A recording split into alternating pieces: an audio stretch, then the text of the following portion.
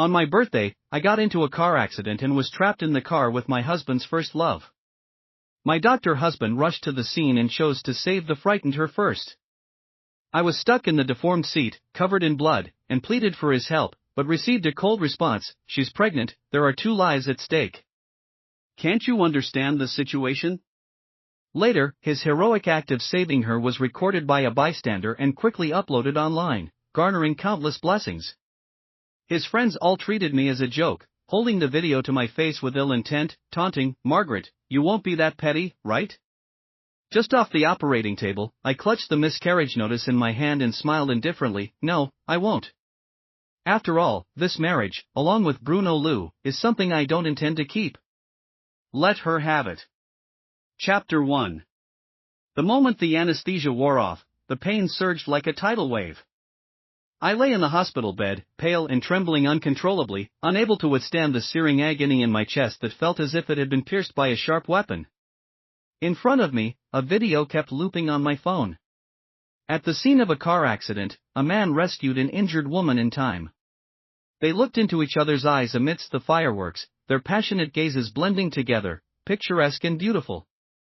The comments section was overwhelmed, a hero saving a beauty, brought to life, so sweet. The lingering look in their eyes, definitely true love. Crying, handsome man and beautiful woman, they should be locked together with a lock. I'll swallow the key. Everyone praised them as a perfect match. If that hero wasn't my husband, Bruno, and if I wasn't the unconscious one at the scene of the accident, I could have calmly offered my blessings too. Self-destructively pulling the progress bar repeatedly, I held back for a long time, but still couldn't stop the tears from falling embarrassingly. Today is my birthday. Bruno had promised to celebrate it with me. But Camille just said, "Bruno, my stomach feels a bit uncomfortable," and he turned around to pick her up without a second thought. To rush to the hospital in time, he anxiously stepped on the accelerator, causing an accident halfway. Because of Bruno's timely protection, Camille was only frightened. However, I crashed into the car door due to his sudden turn and was trapped in the deformed back seat, unable to move. My lower body suddenly bled profusely, and the sharp pain in my lower abdomen caused me to lose consciousness. When I struggled to call for his help, I received a cold response: "Millie is pregnant, 2 lives. Margaret, can't you be more sensible at a time like this?" Covered in blood, I was thunderstruck. It felt like my head was heavily hammered, blanking out. Through my blurred vision, he ran towards Camille without looking back. I heard him tell her not to panic, that he was there. His tone was gentle, with an imperceptible tremble. He was so afraid Camille might get hurt. Smelling the nauseating gasoline, I completely passed out.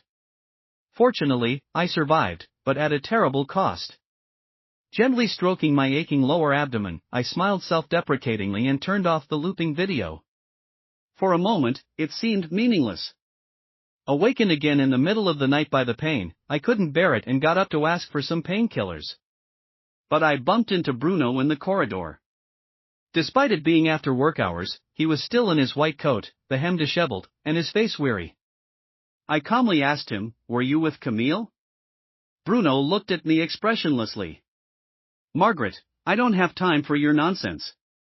He said it so calmly and steadily, without the slightest guilt of lying. But he couldn't hide the strong scent of gardenia all over him. That was Camille's favorite perfume. How intimate must they have been for the scent to cling so stubbornly?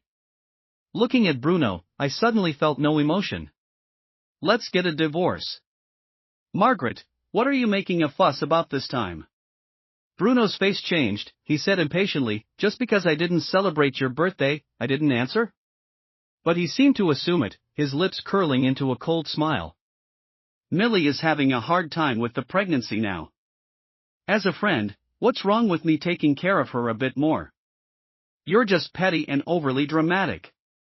Simply incorrigible." Bruno was about to continue scolding when his phone suddenly rang. His previously stern face softened instantly. No need to guess, it must be Camille. Facing his former first love, Bruno never hesitated to show a bit of tenderness. After hanging up, he hastily threw out a sentence: "I've been really busy lately. I'll make up for your birthday another day." Then he turned and left with big strides. Bruno was always like this. Every time he abandoned me for Camille, he would give me a sweet treat afterward to compensate. He couldn't see the pale hospital gown on me. Not a word of concern or worry. Even though I almost died in front of him, there was not a hint of guilt. His mind and eyes were full of Camille. I used to be trapped in a self-deceptive marriage, binding myself in a cocoon. But now, I am truly tired. I raised my hand to wipe away the coldness on my face. And I truly no longer felt sad. Chapter 2. No one would believe it if I said it. It was Bruno who pursued me initially.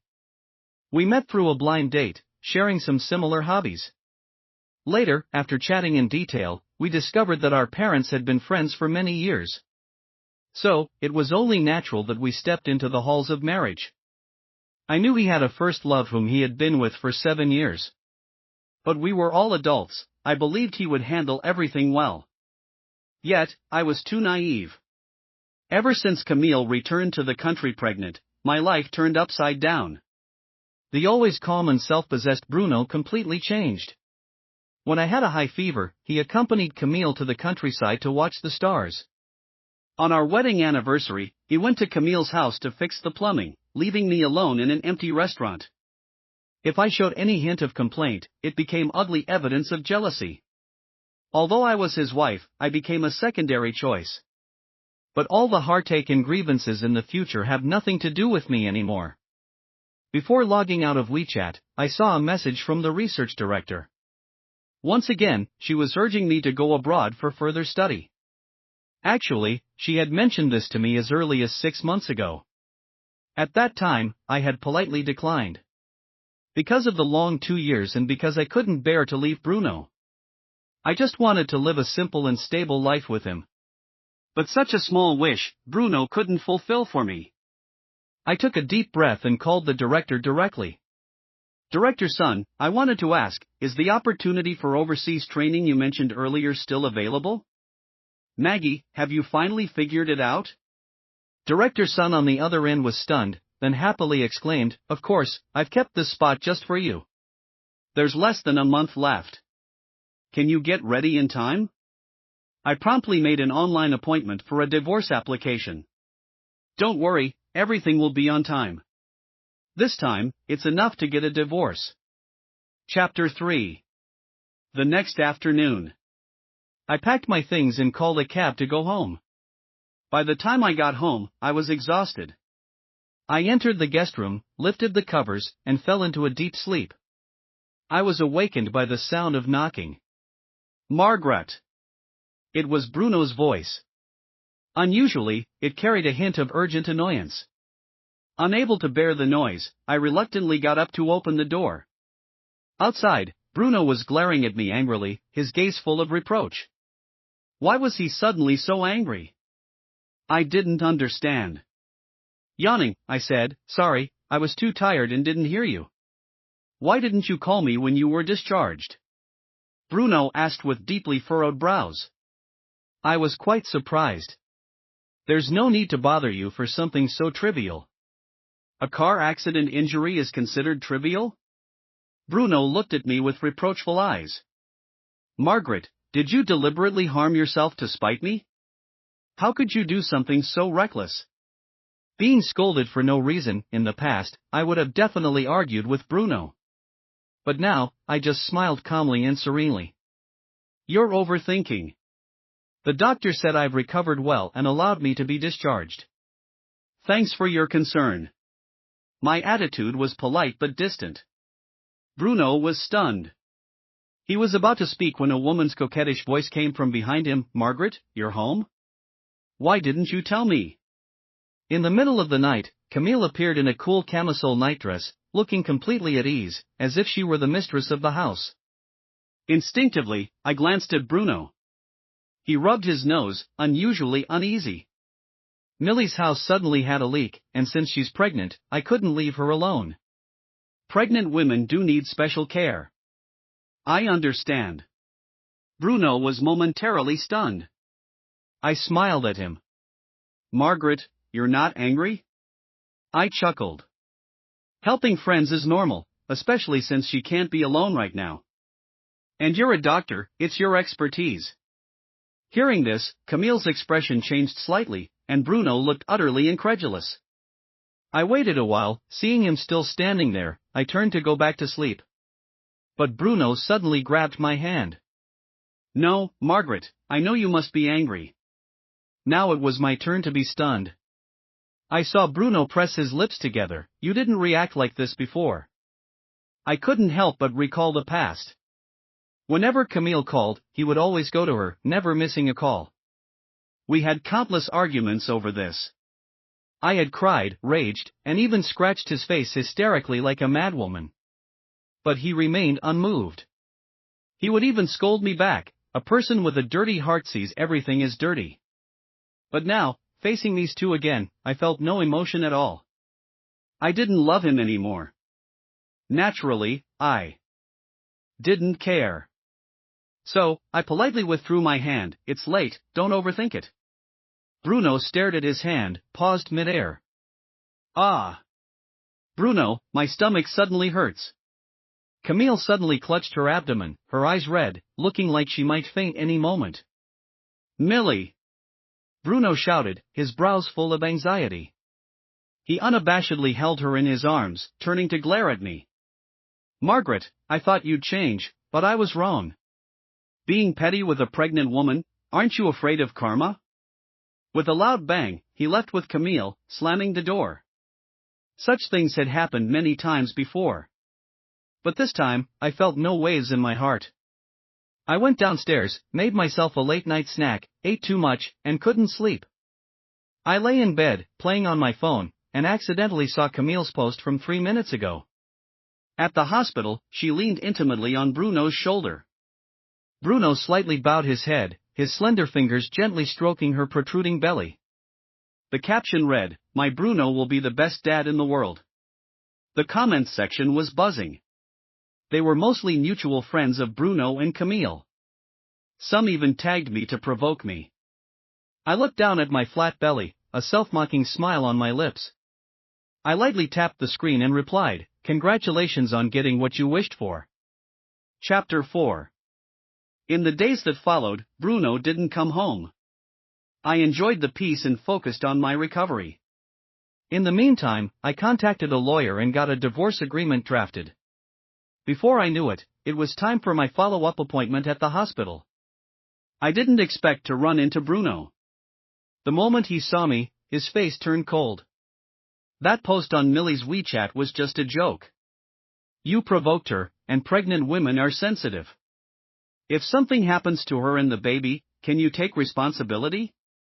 If something happens to her and the baby? Bruno's words suddenly reminded me. Memories I had tried to forget came rushing back. The car accident, the blood, the unconsciousness. The sympathetic look from the doctor on the operating table. And the form I forced myself to sign for the induced labor. I stood frozen, my heart feeling as if it were being torn apart by giant hands, the pain suffocating.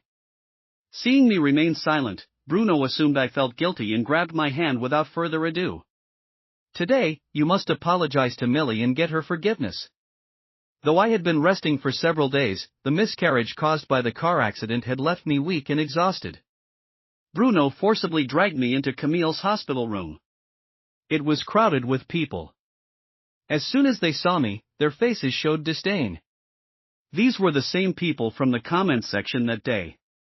Upon entering the room, Camille casually mentioned she wanted to eat mangoes. Bruno's hands didn't stop moving. He normally didn't like eating fruit, and as a doctor, he was very particular about his hands. I remember once during my period, I asked him to make me a bowl of brown sugar water, but he coldly refused. "Margaret, I'm a doctor. My hands are very precious. Can't you order takeout?" But now, he let the sticky juice soak his hands, patiently peeling a whole plate of mangoes for Camille. It was treatment I had never received. The mocking gazes directed at me grew more intense. Witnessing all this, I remained calm. We were getting divorced. It had nothing to do with me. Camille, as if just realizing it, teased Bruno, come on, Bruno, you're so good to me. Margaret must be dying of jealousy. Bruno stopped what he was doing, glanced at me intentionally, and sneered coldly, can't you do things yourself without me reminding you? He then tossed a mango from the fruit basket at me. I instinctively caught it and placed it on the side table. Seeing my series of actions, Bruno looked momentarily stunned. I knew what he was surprised about. He had given me an out, and I hadn't gratefully accepted it. Someone rolled their eyes. Oh, she's gotten smarter, knows how to retreat to advance, what a tactic. Hearing this, Bruno's stern expression inexplicably softened a bit. He continued peeling fruit for Camille, but his gaze kept lingering on me, as if trying to catch a moment of my losing composure. But I remained indifferent, staring out the window. Under the harsh lighting, his face darkened a bit. Seeing this, Camille's eyes glistened with tears as she cautiously said, Margaret, if you mind, you can have all these mangoes. Her pitiful act made me look like the bad guy. This was Camille's usual petty tactic. She wanted to provoke me on purpose, waiting for Bruno to scold me. But I no longer cared. I smiled calmly, stood up, and was about to leave. But Bruno suddenly stood up and blocked my way, frowning at me, Margaret, why aren't you angry? What are you talking about? I looked at him in confusion. His gaze became a bit frantic. I'm taking such good care of Millie, doesn't it bother you? I replied politely, you're friends, it's reasonable to care for each other. No. It's not reasonable. Bruno pressed his lips tightly, his eyes reddening at the corners. Why are you ignoring me, not getting jealous? You weren't like this before. Next to us, Camille's expression nearly broke. Bruno, what are you talking about? Shut up. Bruno uncharacteristically shouted at Camille. Everyone was stunned. Even I was somewhat dazed. This kind of anxiety and restlessness, it used to be me. The commotion caught the attention of the ward doctor. He looked somewhat familiar. He was the doctor who had urgently treated me back then. Upon entering, he first asked me with concern, Miss Gu, how have you been? Any more vaginal bleeding? I hadn't had a chance to speak. Vaginal bleeding. Margaret, do you have some kind of disease? Oh, should I not have asked? Camille exclaimed in shock. She looked innocent and surprised, but her eyes were filled with malice. It even caught the attention of passers-by outside the door. The gazes directed at me were full of mockery and undisguised humiliation. But the next moment. Vaginal bleeding in women, excluding pathological issues, is a normal physiological phenomenon. If you don't understand, just shut up and stop misleading people. The doctor scolded Camille, then turned to look reproachfully at Bruno. Dr. Liu, your wife just had a miscarriage from a car accident. Her body is weak, how can you lose your temper at her as her husband? Chapter 5. The ward doctor didn't stay long. After a few admonishments, he left the room. But even after 5 minutes, the room remained deathly silent. Everyone's eyes kept darting between Bruno and me, but no one dared to speak. Finally, Bruno broke the silence first. You were pregnant? And had a miscarriage. Margaret, why didn't you tell me? There was no need. I could handle it myself. Facing his expression of shock and anger, I brushed it off lightly. That little life was gone. There was no point in saying more. Seeing my indifferent expression, Bruno suddenly got angry. Margaret, that was my child too, how can you say it was unnecessary? His voice was hoarse, his face filled with disbelief. Meeting his red-rimmed eyes, I sneered, are those crocodile tears? I hadn't intended to mention the child. Our marriage was beyond saving, and a child wouldn't change that. I didn't want to disturb the child's peace or let them become a topic in a failed relationship. But Bruno, you brought this on yourself. I don't mind cutting you with words, letting you taste the pain I felt. When the car accident happened, you were there. I was lying in a pool of blood, my knees full of glass shards, begging you to save me. Bruno, what were you doing? Seeing Bruno's trembling eyes, I smiled lightly. Oh, I remember, you saved Camille, who was unscathed and only a little frightened. You made your choice, so why blame me? Besides, taking a step back, Camille is pregnant. As long as you're willing, having more people call you dad wouldn't be a loss, right? Bruno was speechless, his body trembling, his fists clenched tightly. At that moment, Camille suddenly exclaimed, "Margaret, I didn't expect you to go through something like this. As a mother myself, I know how painful it is to lose a child. You must be very sad about your miscarriage." She gently stroked her protruding belly, a seemingly sympathetic expression hiding a clear smile. "As compensation, why don't you become the godmother of my baby? Bruno cares so much about this baby. Whenever I feel uncomfortable, he gets extremely worried. If you treat this child as your own, it might ease your pain of losing yours." I always knew Camille was shameless, but I didn't expect her to be this vile. Her words ignited a long dormant anger in me. I walked up to her bed, raised my arm high, and slapped her hard. Caught off guard, she stumbled onto the bed, holding her face in disbelief. "I used to ignore you because a fly won't land on an egg without cracks." Bruno couldn't control himself. "I'm not someone who teaches wives or enjoys dealing with mistresses. Your repeated provocations are childish, but you should never have insulted my child. If it happens again, it won't be solved with just a slap." I smirked, then picked up the plate of mangoes and walked up to Bruno. Raising my wrist, I gently tipped the plate, pouring the fruit all over Bruno. In an instant, his clean white coat became a mess. "Do you know why I didn't take the mango?" I wiped away the mockery in my eyes and looked at Bruno, speaking each word clearly, "Because I'm allergic to it. I had a reaction in front of you on our first date. If you can't even remember what your wife eats, don't pretend to care." Enjoying the sight of his suddenly pale face, I laughed heartily. "Stop being so hypocritical, Dr. Liu." Chapter 6. Before leaving, I casually left the divorce papers behind. Then I went for my follow-up appointment. Bruno, surprisingly stubborn, insisted on accompanying me. "I don't accept the divorce. I'm your husband, Margaret. I have that right." I didn't bother arguing with him, prioritizing my health. After the examination, the attending doctor said I was recovering well. Hearing this, Bruno let out a sigh of relief, showing a relieved expression. He then took the initiative to pay the bills and get the medication. I watched coldly. I wasn't going to refuse free labor. Even when I was about to call a cab home, he insisted on driving me. "Margaret, given your condition, I'm worried."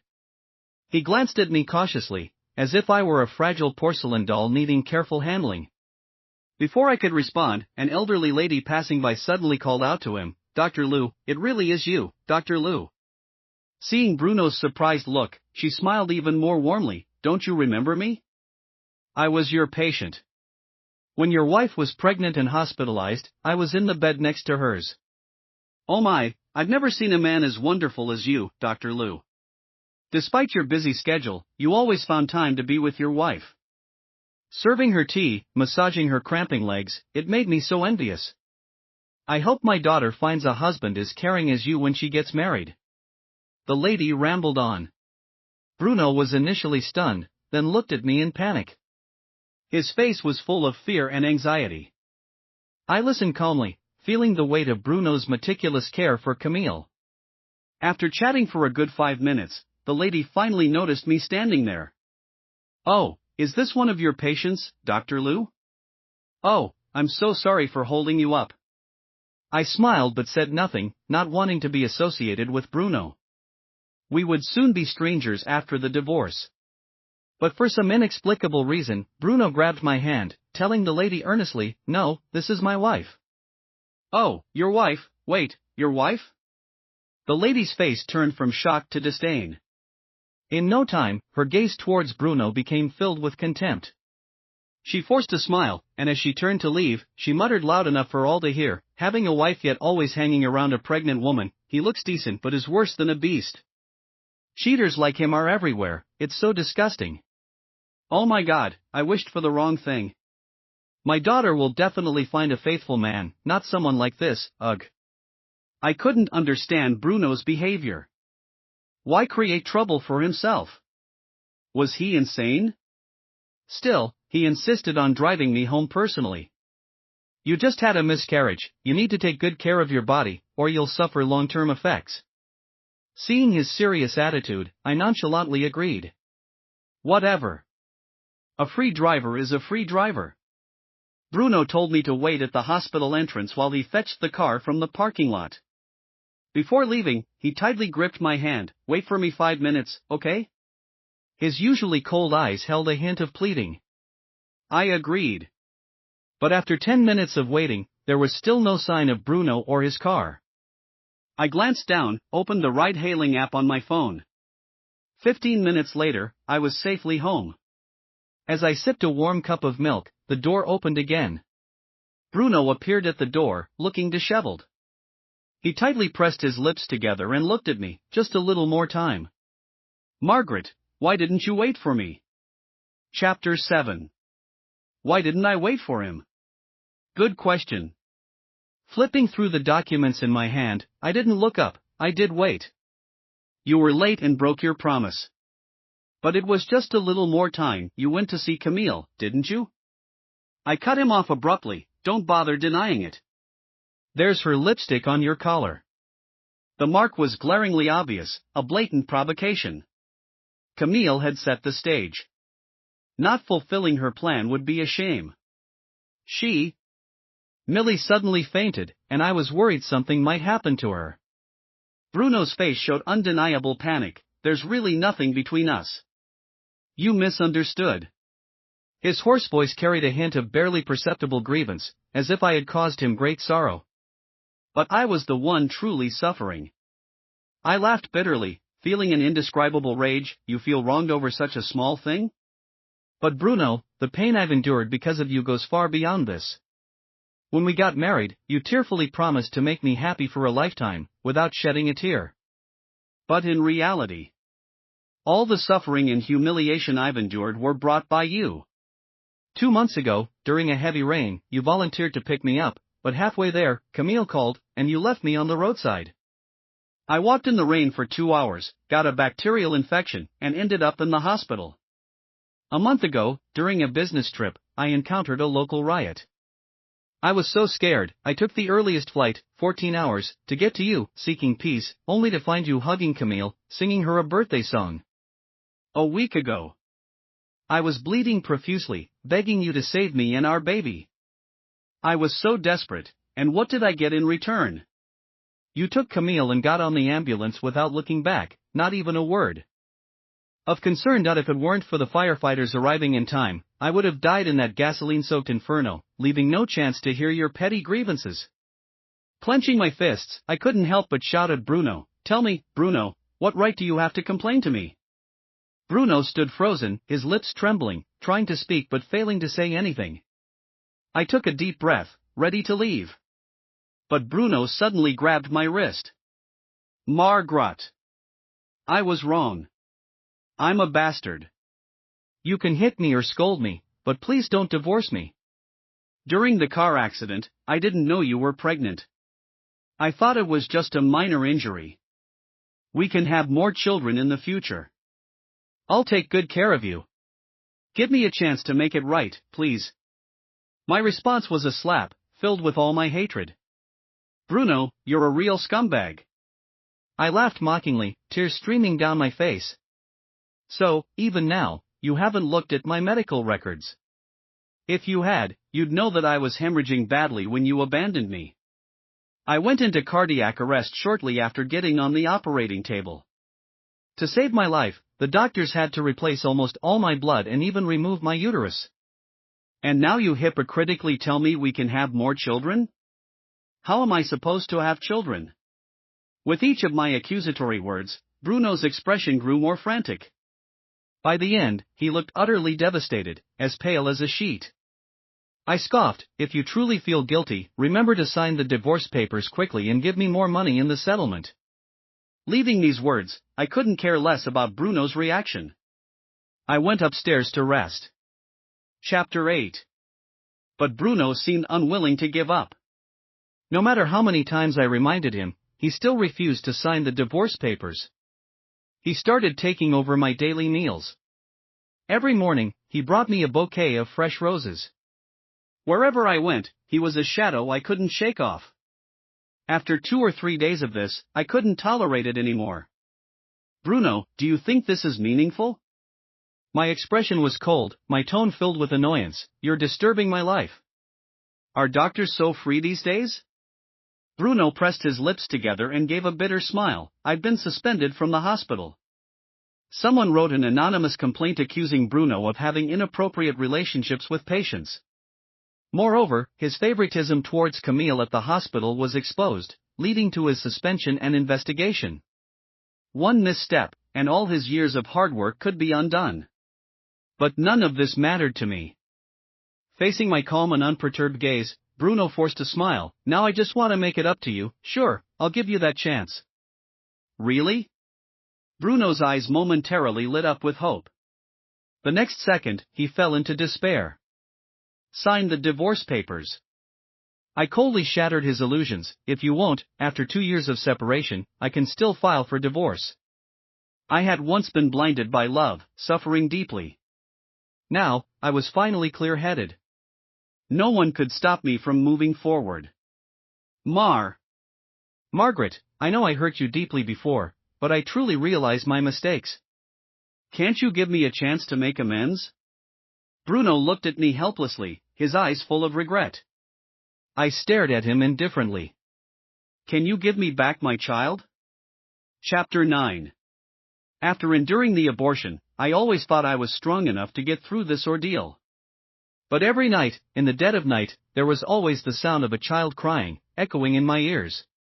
I woke up from nightmares again and again, drenching my pillow with tears. Rationally, I comforted myself repeatedly.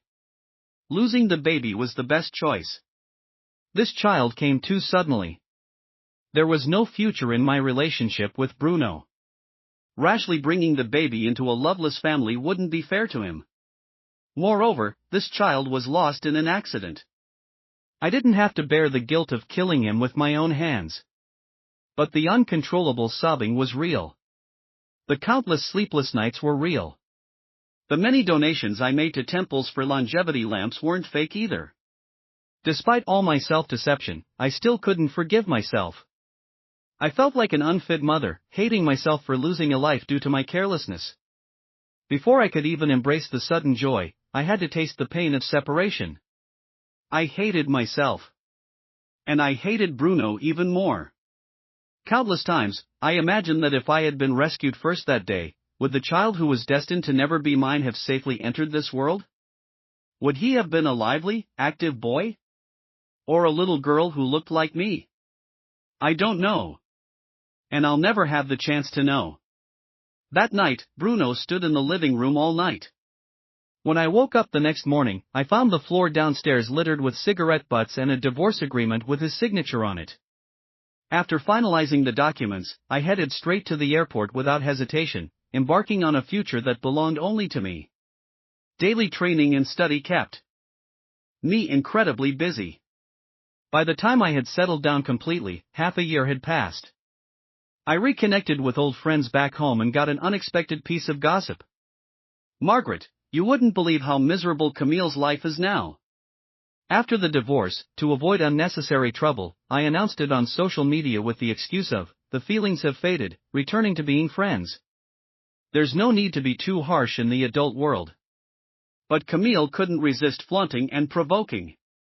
A busybody dug up the dirt on her and Bruno. Not all friends were as clueless and brainless as their mutual friends. Many were indignant and stood up for me. Suddenly, their reputations were in shambles.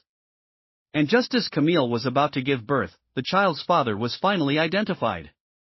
A wealthy woman came forward, accusing Camille of being a shameless mistress, and had people beat her until she miscarried and bled profusely. In her final month of pregnancy, it was touch and go whether she would survive. Even though the doctors saved Camille's life, the baby was gone. She was left with permanent damage, bedridden for life. She didn't even have a chance to seek justice. That wealthy woman was ruthless, using mentally unstable people to attack Camille. A few medical records let them easily escape prison time. As for Bruno, he was caught by the disciplinary committee amidst the chaos and dismissed. No one knows where he's working now, probably some obscure clinic as an assistant. It's said that his life is even more miserable and humiliating. But none of this matters to me anymore. After hearing the gossip, I stretched and continued to immerse myself in my studies. After that, I heard no more news from Homeland.